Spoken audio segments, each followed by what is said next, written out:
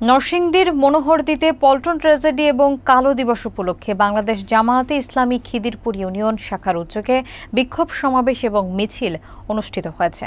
বিস্তারিত থাকছে মোহাম্মদ এমরুল ইসলামের প্রতিবেদনে। মঙ্গলবার বিকেলে উপজেলার রামপুর বাজার কেন্দ্রীয় মসজিদ প্রাঙ্গণে এই বিক্ষোভ সমাবেশ অনুষ্ঠিত হয়।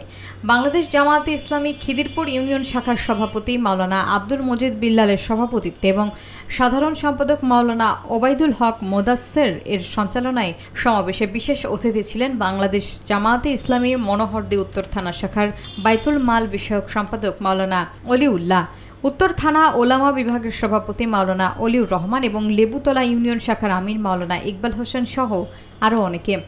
বক্তারা 2006 সালের পল্টন ট্র্যাজেডির বেদনাবহ স্মৃতি তুলে ধরে ঘটনার সাথে জড়িত অপরাধীদের দৃষ্টান্তমূলক শাস্তির দাবি জানান।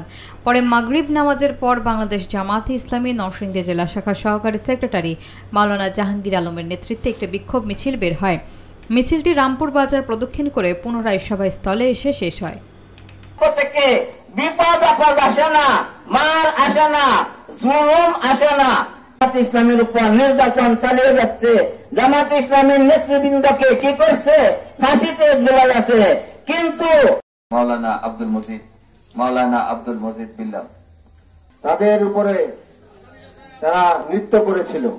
এর স্মরণে প্রতিষ্ঠা লগ্ন থেকে এই পর্যন্ত সদা সর্বদাই করবে, মারধর করবে। জেনে রাখবেন, এইটাই হলো কি সঠিক।